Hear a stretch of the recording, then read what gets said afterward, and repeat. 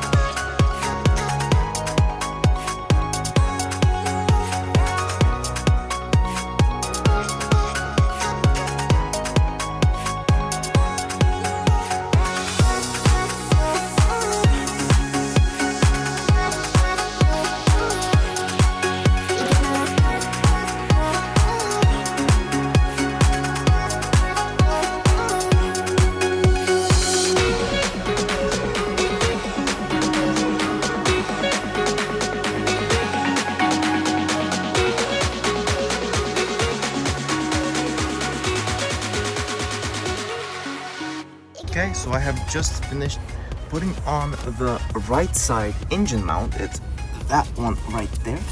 And it was quite, since we were already here and everything opened up, I went ahead and put it in, just like that said. Seems like the engine's a little bit forward right now. I don't know. I don't know if you can see that, but this is a little bit leaning more to this side than here. That's kind of weird. This is maybe not fully tensioned yet, but we'll have to see that and maybe check it once again after the other side engine mount is mounted and put up.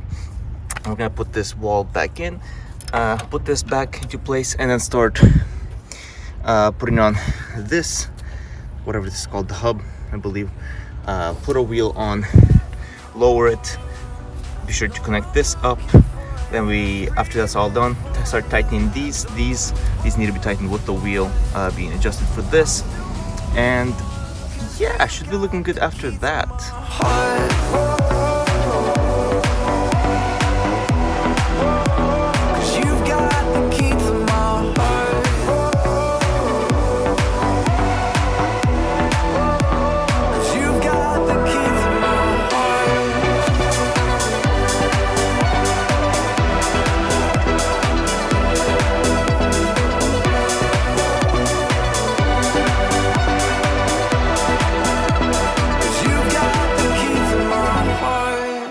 Everything here is finished up, car is on its wheels and drivable. We fixed one, the right side for the engine mount. The left side still will be fixed on this next episode. Here's the engine mount that was broken on the right side, as you can see, just snapped.